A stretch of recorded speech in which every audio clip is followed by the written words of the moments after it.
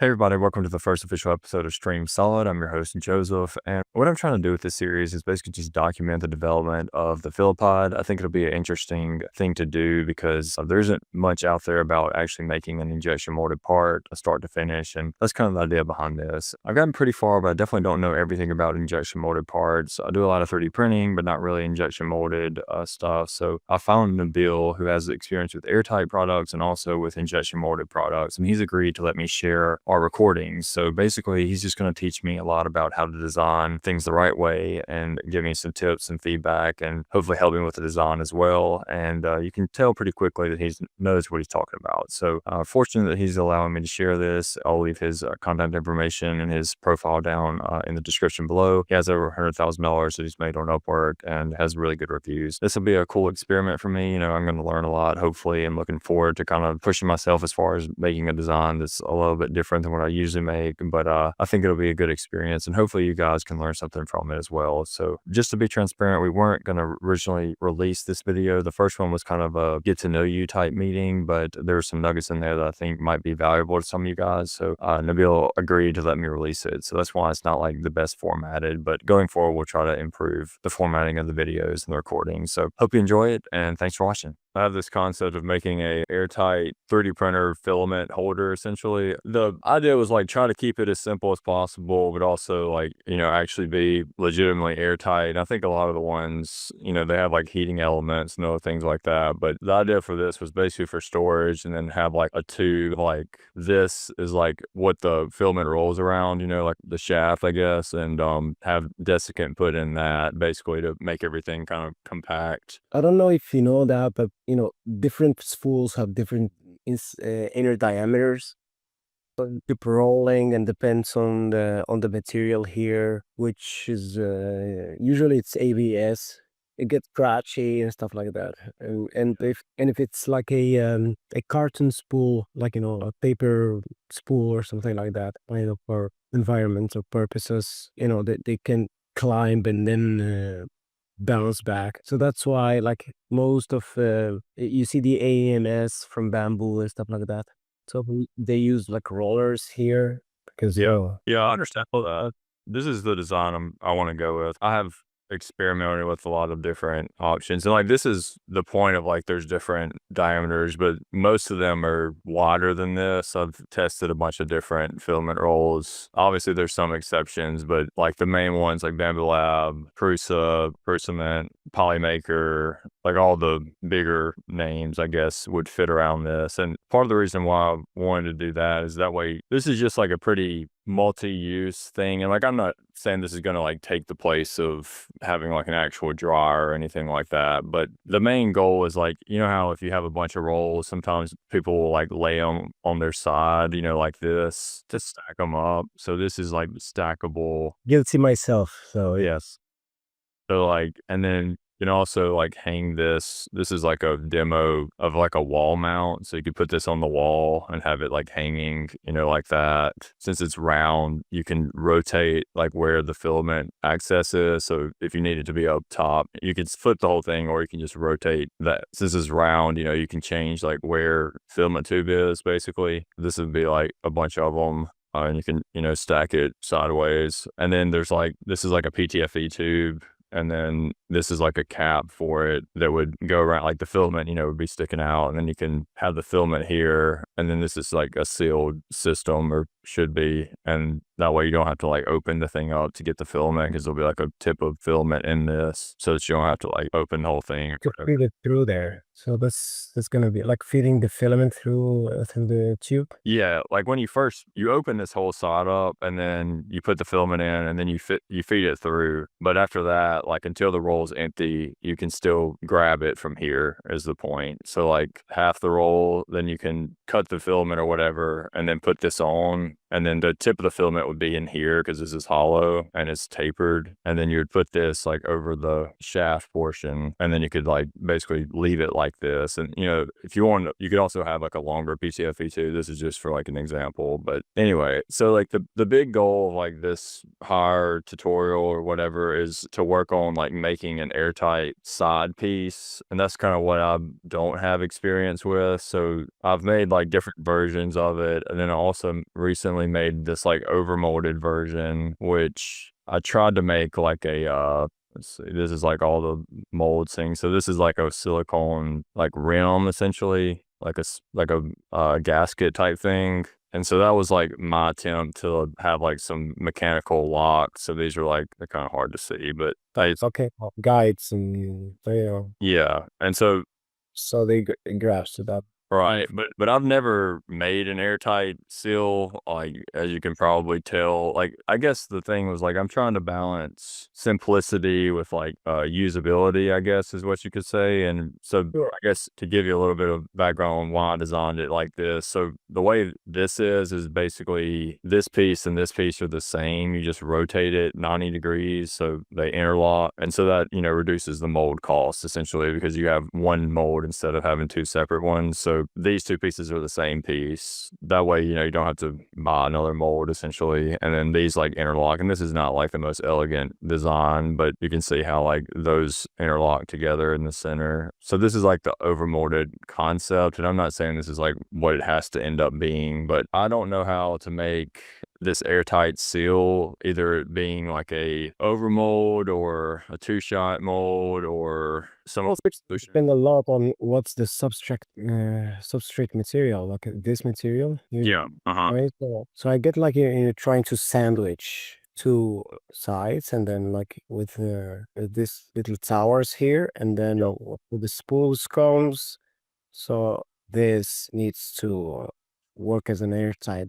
We can use like the same principle that we do in Tupperware, but the Tupperware you need like a pull action. So you need these two sides like to pull on each other. All right, so that's the main action you want. Right, so in order to be like pretty airtight, like depending on the pressure and materials. So probably if you're gonna print this on TPU, it's gonna be pretty hard. If you're gonna mold it like in your YouTube channel, like from silicone and stuff like that, that's gonna be easier, but it takes a lot of cleaning up process. So I think Well, I mean, the goal is to like mass produce the product. I'm just like making last pieces.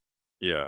But last previews, that's gonna require a whole other can of tuna. Probably you wanna not two shot, but you wanna overmold. Okay, that's what I thought. So I guess that's So you like, but the problem is that this surface is too big. which Yeah, so you're gonna have like an injection point, and then like an ejection point, of course, with the plastic, and then after that, like the second mold comes, you need like a shape, like with let's say with what would be best example for this? Okay, drills. Okay, so hand drills. If you've seen like a bunch of hand drills, probably own a bunch of them too. So they have like a PA glass fiber like a substrate. Okay, so that's the first thing that gets injected, because it has a lot more temperature than the TPE or TPU that they use afterwards. yeah, you're talking about like so the first part that gets injected is like the yellow. Is the highest temperature plastic. So Probably the yellow. yeah, the yellow, the black here, the yellow. Okay, this is a three color shot, which is like this is pretty difficult to do. Yeah. Not pretty difficult. It's kind of like you need for this, you need like three molds. So if you remove this, so you need three molds. You need one for the first shot, which is the black, and then the yellow, because you don't want the black mixing with the yellow, and then the TPU and the grip parts, like this one, and whatever comes afterwards. Okay, because the PA, so you have like probably a PA 6 or 12. I can't recall by now. Okay, PA 6 or 12. GF 30 usually. So it's a glass fiber. Right. So okay, yeah. Right. That's what makes it like pretty robust, like in for me this kind of applications. And then the TPE is injected afterward with another mold. So you have like another mold with this thing inside, so it gets injected and then cleaned up after. And you said it's TPE or TPU. What's the It depends on what's the functionality. If it's aesthetic, if it's just aesthetics, usually it's TPU, and if it's something like like grabbing and has to be sweat resistant and stuff like that, it's CPE. Problem with TPE, of course, is like it's not that UV resistant. So if you leave it in the sun, but in this application, We could go like, with more, if you want like a more premium feeling, so we go with the TPU. If you want to go with like more robust stuff like that, but UV, not resistant and less fun to watch, it's CP. Okay. It gets like it loses color, like it loses pigments and stuff like that. Yeah, that makes sense. If you go like, check on Bosch, like the brand. So, okay, you see this one, this hand, this visor or something like that. So you see there's nothing over molded in there. Yeah? So all these are different parts that they're like, interlocked. See the green part, the black part, the red buttons, Yeah. the mechanism. Yeah. So all of this, that's not the professional line. I mean, the professional line from Bosch is blue. Okay, so if you go back to whatever you were, you go like Bosch Professional. To this one. Slight changes, and now we have like, a bunch of overmolding here and stuff like that. So that's what makes, because that's why they're way more expensive. I mean, you can see price tag here. So this is overmolded. This is like CPU, and yeah, like these two parts, because you need the grip. Is the flat surface part of the issue, or can you do flat? So I guess like Yeah, we can do flat surface. Okay, and okay, this is gonna be like not that steady with my mouse. So we could do like, as long as you have like the correct drafts, yeah, the injection molding and like a recess here, something to grab into the TPU, right? Because you wanna ship like this, good, like a V here, and then here, and then of course you want it to interlock with the plastic, something like this. So this will be like, and then this will be, I guess, acrylic or polycarbonate, like this tube. yeah. So the tube is like acrylic, basically like it's a extruded tube, and like basically There's that, and they come in two sides. So yeah, and that tube like sits here, presses against this CPU or TP. Okay, and but you need to, of course, you need then a way here. control. Exactly. So pull in a gentle way. You don't want it to pull too much in order to because the acrylic is very sharp here.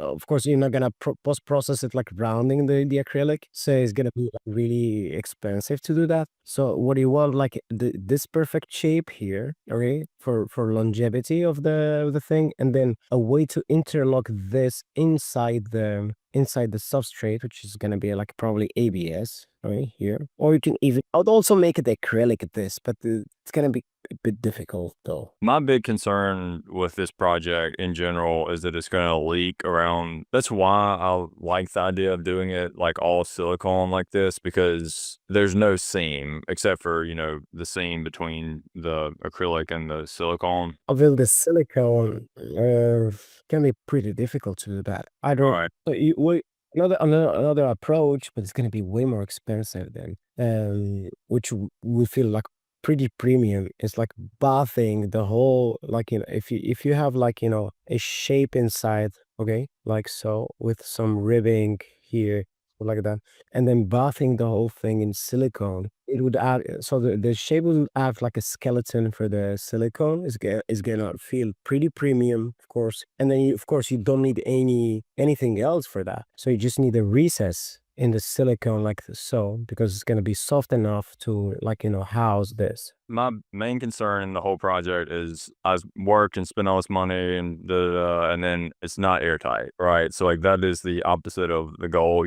So like, and I know there's different types of bonds, like chemical bonds and mechanical bonds, and Yeah, but then you lose the modularity, so you're not gonna be able to in and out the spools that easily. yeah. Well, I'm saying like It's just like taking off like big screws, which are pretty easy, and then changing the spool. But then if you have like a chemical bond there, I'm saying a chemical bond between like the hard plastic and the TPU for the side piece. yeah, for the sides, I mean, like whatever bond, it's like it's the same. So it's So all the what? same. You can use like the same principle like in car gaskets, like the manifolds and so you can like have like a hard part, and then with some RTV, like, just wait for it to dry, and that's it. So you can have the recess in there. So you can have like, a part like this, like with all the recesses, and then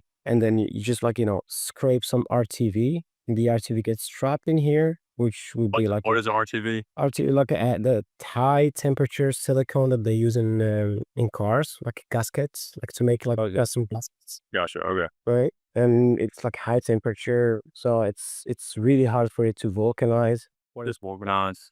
It's well, when silicone burns, so it doesn't burn actually. It what does, like, it kind of transforms itself into this powdery thingy. That's vulcanizing. Gotcha. Okay. Okay. So this is like part of what I saw just for like, I don't know, inspiration or whatever. So this is like a coffee bean grinder. I don't know if it's really airtight, but it fits pretty tight. And they did this, I guess, like mechanical. I don't really know exactly. I guess these are mechanical binds. And then it has this like, I guess, male lip that sits, inside the, That's two parts. That's male and female. Oh, that's actually three parts actually. So yeah. So that's this part gets in. So this is the main part. So this is the substrate, let's call it. With this, they install this, and then they install this. And I'm pretty labor intensive. So right. So I guess I liked how this is just like you push it in and then that's all you do essentially. But I guess a bit is a lot of trial and error. Trust me. So this diameter. So this is probably coming from like a mold that has been like so many times tested. So that's why this diameter is gonna be there all the time, and this diameter too. So this is so much tested that in order to make it like push against the wall of here, right? basically they have to have some like this. So this a lot of testing. Uh, the way they got in here is like by testing like probably 20, 40 times, like with different diameters, with different mold. And then when you got here, like they sold it to a bunch of companies. So this company probably has a lot of other brands working with. So probably like, Moulinex, Bosch, and they achieve this. So if you have like something similar, go measure the diameter, like a vacuum or something, same diameters, which they have studied a lot. Yeah, that makes sense. And I just was like looking around thinking of like what are similar, function as far as like some type of semi-tight situation. And this is something I saw just kind of. Exactly. And when they can't test, when they can't like have this smooth thing here, what they do is like have this syringe type mechanism, or no mechanism, like syringe type fit. So you have this like a syringe, and you have like a container, which is the main syringe here. So, right? So this plastic part has like this lips, which they taper in. This one bigger than the actual diameter. This one fits into here. It doesn't actually like fit perfectly. It buckles up. This creates somehow a watertight or airtight like a bond. But of course they have like 3 or 4 of them. So this one ensures like a 99%, and this one ensures 99.9%, and there you go. And as long as you keep pushing, well, that's it. So instead of like a trial and error with like a perfect fit, you have like a trial and error with 3 different fits.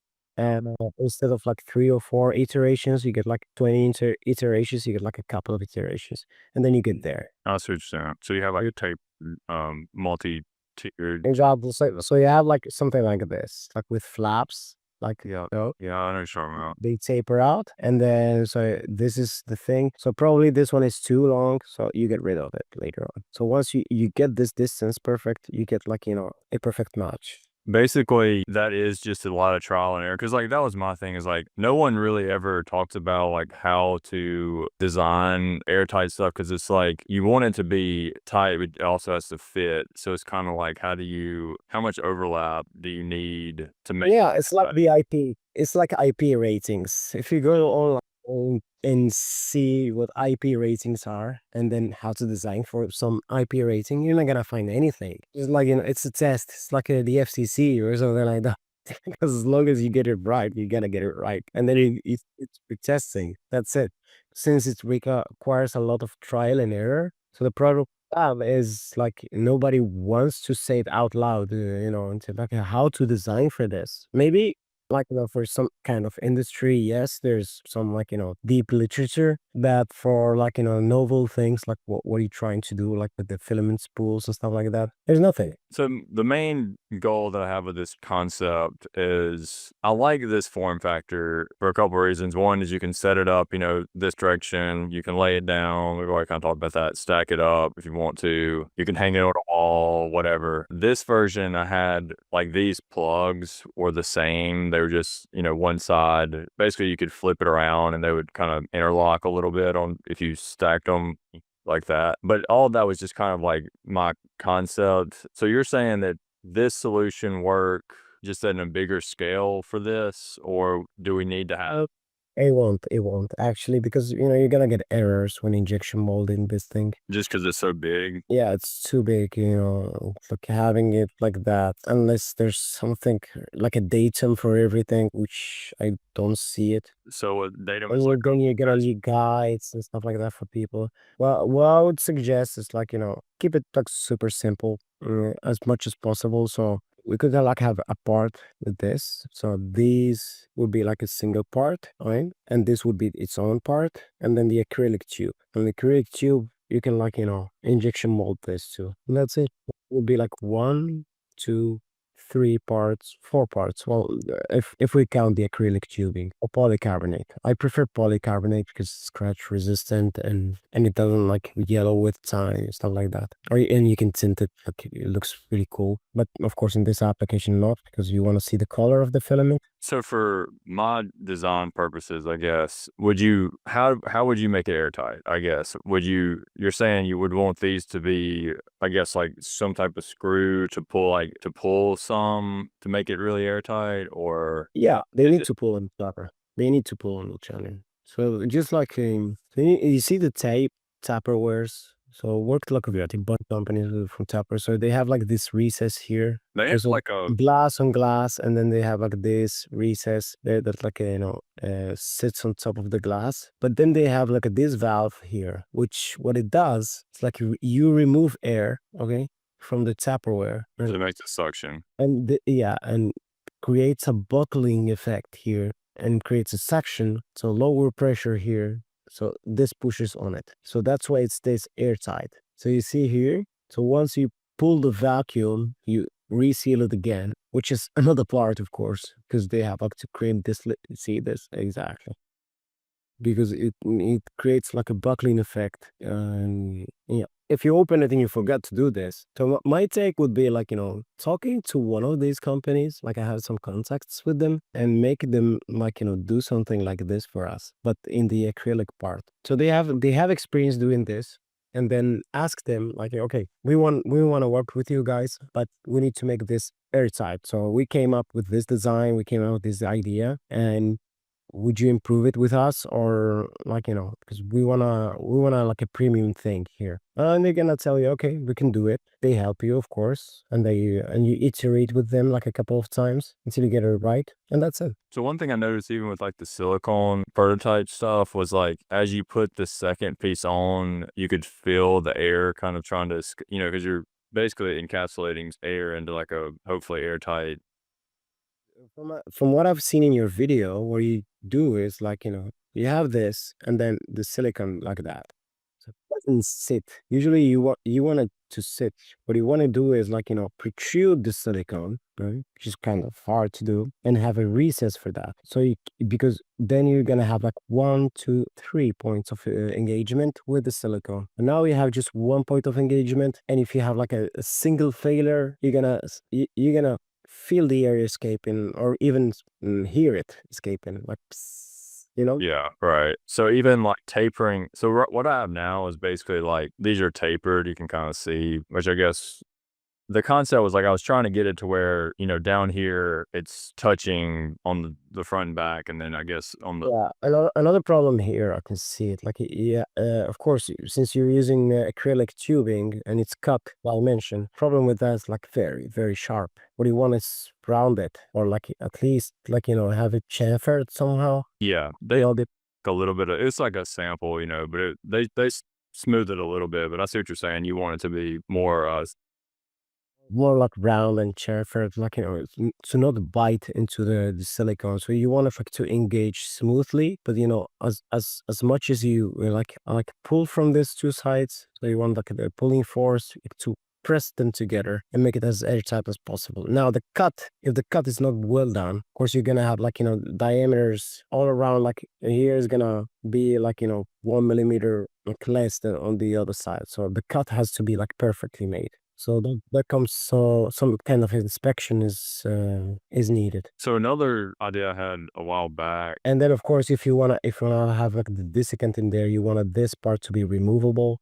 Yeah. So So like like, yeah. So the way it works now is like, presumably it's already airtight. This is just kind of to support the tube. So I was like, you could technically 3D print this and these pieces and in whatever color you want, kind of like as a customizable thing. Obviously, it's not like as premium if you did that, but that was a way that I thought you could like customize like your own part if you wanted to, or we could offer it as a already made piece as well, just because it's extra molds and things. But I thought you could use this to like pull it together, but then that's going to make the design a little more complicated. I thought at one point having like a hygrometer here, I think one of my old versions had one like on to where you could see the internal humidity, but then if it's sitting like on the wall or whatever, you're not going to see it anyway. So I was kind of like, I don't know if that would really be that useful. I also add a little bit of cost, but so I guess like in summary, you would make this partially hard, right? Like a more durable plastic, and then you would overmold like a lip to it essentially, and then make this some type of screw mechanism or something to pull. Okay. Yeah, just drag a rod. Do what? It's like a drag mechanism, so it drags from the. A drag mechanism? Yeah, I mean, like in lathes, so you like when you make like the shaft of a lathe, or you need like a dull so precision. Exactly. I see what you're saying. Okay. And then, so these were like, the point was to try to be able to like set it, whatever orientation you want, essentially. That was kind of the point of having these like rubber pieces on the corners. Yeah, the feet. So you can like and then you can have like that tubing that you can orient out like this way or that way or that way. Yeah. So this can, spin or whatever. You can like did it. Okay.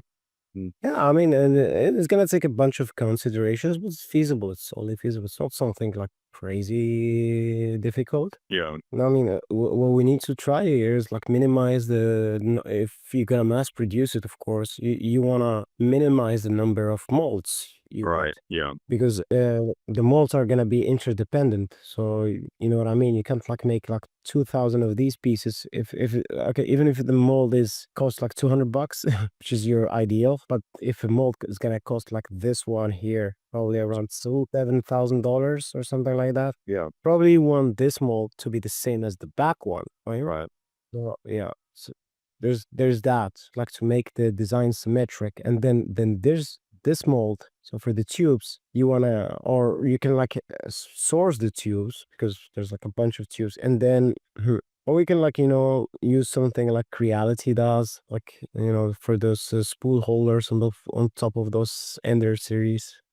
So we could use the same ones, and yeah. Do you think it's going to be, I guess, pulling it on the corners? At some point it would start to kind of bow, right? I mean, if you pull, I guess you just have to dimension it, right? Yeah, well, it's dimensioning, because like so this has to be like let's say, so this dimension for this tube, it's gonna be let's say 0.5 millimeters less, or 0.7 millimeters less. Yeah.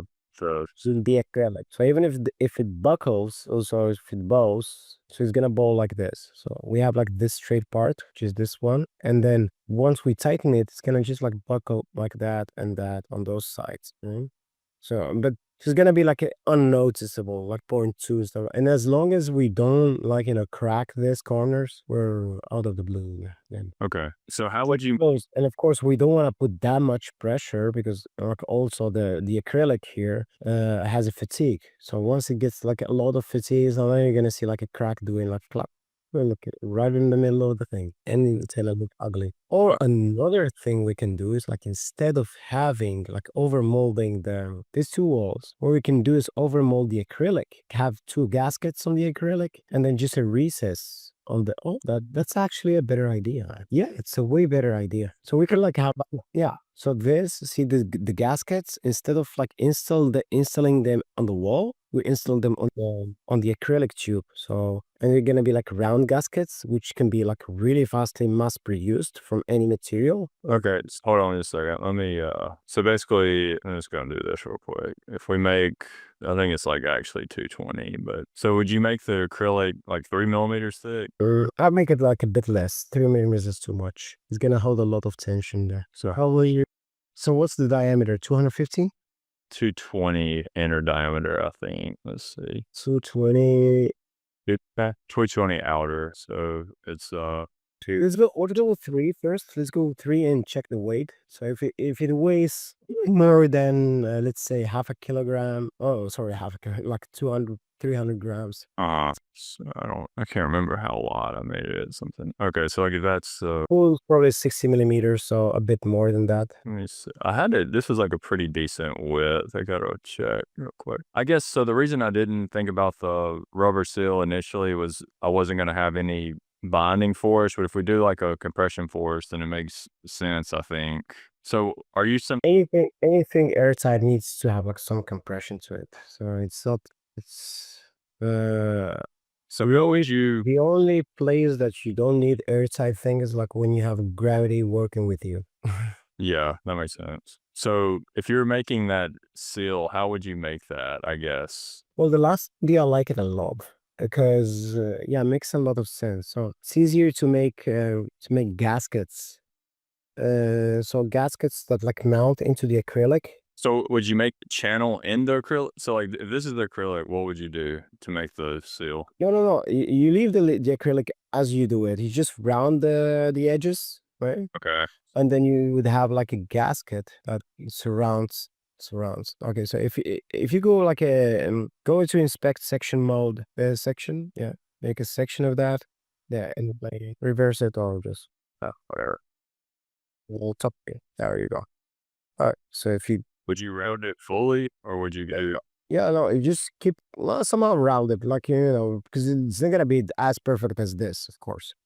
Now here, what would I would do like so I would like get like a sleeve, like a gasket sleeve, like so, right? So it compresses against that, and you can even add some. So in this channel here, that like in order to stick to it, you can add some acetone. So the acetone is gonna eat on the acrylic. You know what I mean? It's gonna lock the acrylic to the gasket, and you need, of course, you need the like TPU and acrylic. Acetone likes to like dissolve them both, but not that much. So you can like just brush and then see how, or just like make it like fit pressed. So you can fit press the thing on it, and that's it. So probably you're gonna like end up with something like this, yeah, something like that. And so then you can like go like so. And here on the other side, you can like have like a straight. So again, this. Sorry. So this part is to be tapered, of course. So this is on the rigid part. So you're gonna end up like molding that with this shape, and that's it. So is this gonna be? I'm just trying to make like a. Yeah, the gasket should be like smaller by 0.2 millimeters or point Smaller. Okay. smaller than that. Yeah. So it has to. So you would make it like Yeah, it has to overlap and stuff because so you'd make it like. whenever you work with flexibles. But like, so how do you? Is that just so you would make it this much or 0.1 on each side? So Yeah, no problem.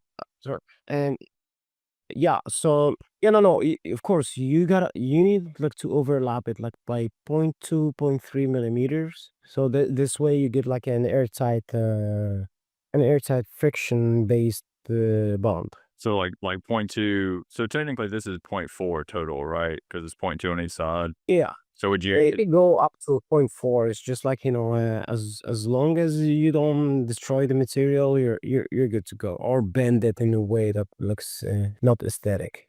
And then how far do you dimension? How thick would you make this? So like 0.2. I'll make it like 1.8 millimeters. So like, Yeah, something like, yeah, exactly. Something like and that. how far would you bring it down this way? Like, From not that far, of course, because you don't want to like how to say that, you don't want to overdo it. You just want to overlap it as far as the capstan effect like is gonna be like effective, because friction capstan effect. what's that? Well, the capstan effect is like when you have like a lot of material overlapping with another material until it stops. Capstone effect? Capstan, Capstan. Capstan effect, exactly. That's it. So it's used a lot in like braking power, and yeah, that's it. Oh, so you're wrapping. Exactly. So when you wrap something around something, the friction, you want to leverage the friction on it. So as more, and that's why like some brakes, they use like the capstan effect by ruling like a rope a lot of times around a rod, or yeah, you see there. So you roll it like a bunch of times, even if the exactly. So this is super cool. This is a really good example. So this for like a robotic actuator. Yeah, and has yeah, this mechanism has kind of a zero backlash. Okay, interesting. Oh yeah, I was seeing that before. Yeah, yeah, for the boats. That's why when when you're on the boat and they're like parking the boat, I don't know what's that. So they like you Yeah, throw the cord like 7 or 8 times around like a boat. yeah, you've Oh, exactly. And that keeps the boat, like, even if you drag it with all the mighty force of your oceans, so it's gonna stay there. yeah. Okay, yeah, that makes sense. So you're wrapping it. So basically, you're increasing the friction because you're wrapping. So Yeah, but you don't wanna like have it like all the way, otherwise, you want it minimally frictioning, because at some point you wanna change it or something like that, or like just install it. And then on the other side, like you can. okay, so back to this. So I mean, do you still or you have another meeting, or we can keep going with this? Well, yeah, I have it another one in 8 minutes. Okay, what? Just let me get this thin, and then I will be done. Okay. So how far would you extrude go this way? With the I would go more than like 6 millimeters or something like that. So extend it out. Oh, no, on the left side, of course, on top of the acrylic. So like, Oh, exactly, 6 millimeters, and then on the other side, like you just that needs to be studied, of course. Like, do we want like one lip, two lips? Probably two lips. you're saying two lips on both sides here. Yeah, let me annotate here. So yeah, so instead of one lip, so you can like end up with two lips, like so. Then a channel here on the plastic, and So here it'll sit. it will sit like, yeah, like that. Okay, so like Instead of one triangle like pushing against, you have two pushing against. I know this isn't like the actual, but just for like a quick reference, just do Exactly. Well, you got it there.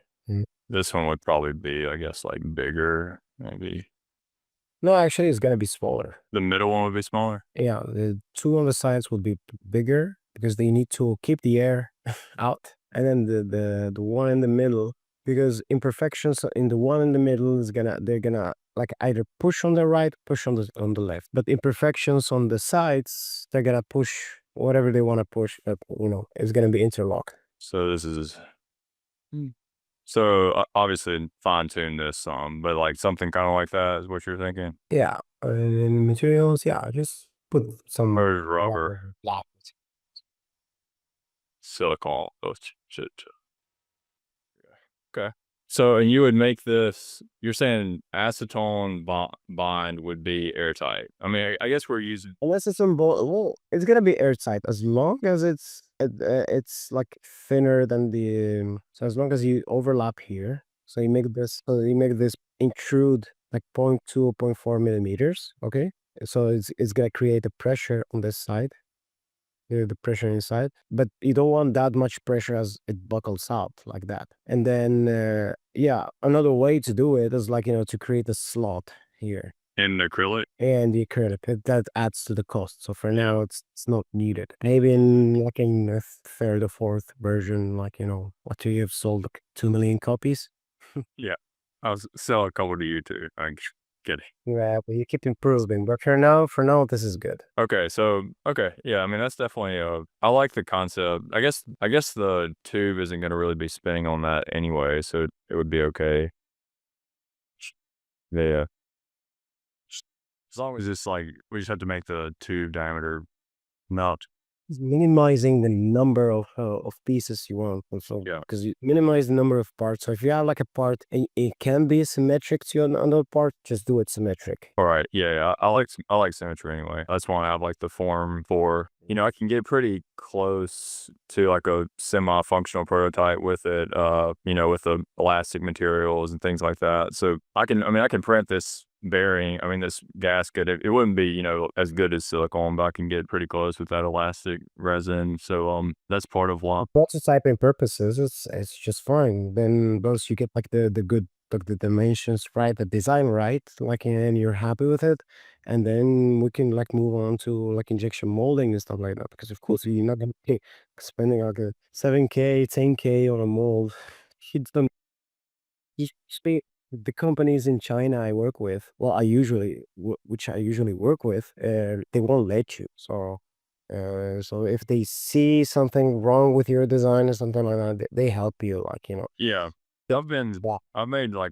I've designed one product that got a mold made, and my strategy was basically like, I'm going to try to make the mold. And then I use like, there's I can't remember what company, but they have like a moldability analyzer thing. So I uploaded it to that and then made some changes. They do like a flow analysis and stuff like that. And then, added craft angles and everything. And then they like, came back and said, hey, you got to change this and this and this. And so I think that's another thing is people could need to, I guess, realize that, the mold people want you to work with them. So they do make suggestions and you can kind of modify your design over time. So it's not. It's a lot of coming back and forth and stuff like as long as you're serious and I don't know, and you have like a serious CAD designers behind you. Because what they don't want to do is like work with kind of like, if you excuse this, the amateurs, like they know how to make the proper modifications. Like when they tell you, okay, can you like make the draft like 0.5 degrees more and stuff like that. So they want like a snappy response because if somebody's an amateur asking like what's the draft and what's the thing, so you're gonna be like, yeah, you're just joking. Yeah, they throw you straight to their CAD services. Like, well, we have a CAD service here, so you don't have to do it. Sure. Okay. Well, cool. Well, I've enjoyed working with you today, and hopefully we can do this again sometime. I'll probably mess around with this concept and see what I can come up with, and kind of touch base with you, and probably do another video coming up. Well, good deal, and thanks again, and we'll be in touch. Okay, perfect. All right.